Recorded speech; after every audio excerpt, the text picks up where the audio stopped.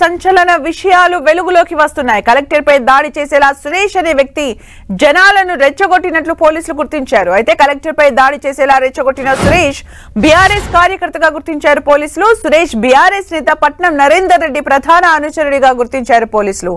దాడి జరగడానికి కొన్ని గంటల ముందు సురేష్ తో పట్నం నరేందర్ రెడ్డి 42 సార్లు ఫోన్ లో మాట్లాడినట్లు గుర్తించారు పోలీసులు. సురేష్ పై గతంలో పలు పోలీస్ స్టేషన్స్ లో వివిధ రకాల కేసులు నమోదైనట్లు గుర్తించారు. సురేష్ పై ఉన్న కేసులు తొలగించేలా పట్నం నరేందర్ రెడ్డి సహాయం చేసినట్లు గుర్తించారు. మరోవైపు వికారాబాద్ కలెక్టర్ పై జరిగిన దాడిలో బీఆర్ఎస్ నాయకులతో పాటు గ్రామస్తులపై 4 కేసులు నమోదు చేశారు పోలీసులు. ప్రస్తుతం అక్కడున్న పరిస్థితిని గురించి సమీక్షించేందుకు ఏడీజీ మహేష్ భగవత్ ను వికారాబాద్ వెళ్లాలని డీజీపీ ఆదేశించారు. దీంతో మరి కాసేపట్లో వికారాబాద్ చేరుకోనున్నారు డీజీ మహేష్ భగవత్. అక్కడ ఉన్న పరిస్థితిని సమీక్షించి సమగ్ర నివేదికను రాష్ట్ర ప్రభుత్వానికి అందజేయనున్నారు ఏడీజీ మహేష్ భగవత్. ఫార్మాసిటీ ఏర్పాటుకు భూసేకరణ నిమిత్తం వికారాబాద్ జిల్లా దుద్యాల మండలం లగచర్ల గ్రామంలో ఏర్పాటు చేసిన గ్రామ సభ రణరంగాన్ని తలపించింది. అధికారులపై గ్రామస్తులు దాడికి పాల్పడ్డారు. ఈ ఘటనలో పోలీసులు 55 మందిని అరెస్ట్ చేశారు. దుద్యాల, కొడంగల్, బోమ్రాజ్పేట మండలాల్లో ఇంటర్నెట్ సేవలు నిలిపివేశారు. లగచర్లలో భారీగా పోలీసులు మోహరించారు. కొడంగల్ నియోజకవర్గంలో ఏర్పాటు చేయనున్న ఫార్మాసిటీ కోసం భూసేకరణపై రైతులతో గ్రామ సభ ఏర్పాటు చేశారు. భూములు ఇవ్వడం ఇష్టం లేని రైతులు గ్రామ సభ కోసం లగచర్లకు వచ్చిన జిల్లా కలెక్టర్ ప్రతీక్ జైన్, అదనపు collector Linkhya Naik, sub collector Umashankar Prasad, Kodangal area development authority ప్రత్యేక అధికారి వెంకటరెడ్డిలపై ఆయా గ్రామాల రైతులు కర్రలు, రాళ్లతో దాడులకు ప్రయత్నించడంతో ఉద్రిక్త పరిస్థితులు నెలకొన్నాయి. కలెక్టర్, అదనపు కలెక్టర్ త్రుటిలో తప్పించుకోగా కడా ప్రత్యేక అధికారి వెంకటరెడ్డికి తీవ్ర గాయాలయ్యాయి. ఆయన్ను తప్పించేందుకు యత్నించిన డీఎస్పీ శ్రీనివాస్ రెడ్డి పైన దాడి జరిగింది. ఔషధ పరిశ్రమలో భూసేకరణ చేపట్టాలని వెళ్లిన అధికారులపై దాడి ఘటనకు నిరసనగా రాష్ట్ర వ్యాప్తంగా నల్ల బ్యాడ్జీలతో ఉద్యోగులు నిరసనకు దిగారు. వికారాబాద్ జిల్లాలో ఉద్యోగులు విధులు బహిష్కరించి ఆందోళన చేపట్టారు.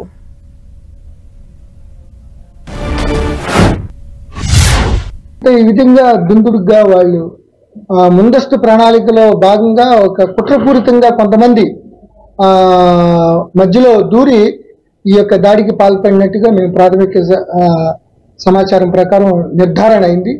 ఇప్పటికే 3 ఎఫ్ఐఆర్లు రైటింగ్ మంచి గట్టి సెక్షన్లు వేసి, ఎందుకంటే ఏ రాయి ఎక్కడ తగిలినా కూడా అది ప్రాణాపాయానికి సంబంధించింది. చూస్తూనే ఉన్నాం. కారును బదల్లో కొట్టారు, కారుని డ్యామేజ్ చేశారు, ఇష్టం వచ్చినట్టు రాళ్ల వర్షం కురిపించారు. సో వీళ్ళపై ఆల్రెడీ చాలా మందిని ఇప్పటికే 15 మందిని ఐడెంటిఫై చేసాం. మిగతా అంతా వీడియో చేస్తున్నాం. అట్లాగే ఎవరెవరు ఫోన్లు ఎవరెవరికి చేశారు, ఎవరైతే దీంట్లో ప్రధానమైన అటాక్ చేసిన, దాడి చేసిన యువకులు ఎవరెవరితో మాట్లాడి ఎవరు ఇన్వెస్టిగేట్ చేశారు.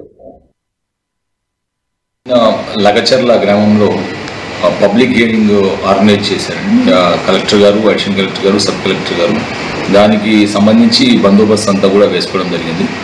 అదే సమయంలో బోనగాని సురేష్ అని చెప్పేసి ఒకతను ఆ గ్రామస్తుడు, లగచర్ల గ్రామస్తుడు కలెక్టర్ గారిని గ్రామానికి ఇన్వైట్ చేయడం జరిగింది. అక్కడ గ్రామస్తులంతా ఉన్నారు, రైతులంతా ఉన్నారని చెప్పేసి అక్కడికి వెళ్ళిన తర్వాత అక్కడ ఇష్యూ ఏముంటుందో మేము చూసుకుంటామని కలెక్టర్ గారికి అడ్వైస్ ఇచ్చిన తర్వాత అక్కడికి వెళ్ళిన తర్వాత గ్రామస్తులందరూ కూడా ఒక్కసారిగా మూకుమ్మడిగా ఈ ముప్పేట దాడి కలెక్టర్ గారి మీద అండ్ అక్కడ ఉన్న అదర్ రెవెన్యూ అఫీషియల్స్ మీద, అడిషనల్ కలెక్టర్ గారి మీద, సబ్ కలెక్టర్ గారి మీద, కడా ఆఫీసర్ మీద అండ్ డిఎస్పీ గారి మీద అంతా కూడా చేయడం జరిగింది. సో దాంతో రాళ్లతో, కర్రలతో వాళ్ళందరినీ కూడా వాళ్ళు కొట్టడానికి ప్రయత్నించారు అండ్ చాలా వెహికల్స్ డ్యామేజ్ చేశారు. సబ్సిక్వెంట్గా ఈరోజు మార్నింగ్ అందరినీ కూడా మనం ఒక 55 మంది ఎవరైతే దీంతో పార్టిసిపేట్ చేశారో, ఈ రైటింగ్లో ఎవరైతే ఇన్వాల్వ్ అయ్యారో వాళ్ళందరినీ కూడా మనం అదుపులోకి తీసుకోవడం జరిగింది. వీళ్ళందరినీ కూడా మనము విచారించి వాళ్ళ మీద చట్టపరమైన యాక్షన్ తీసుకోవడం జరుగుతుంది.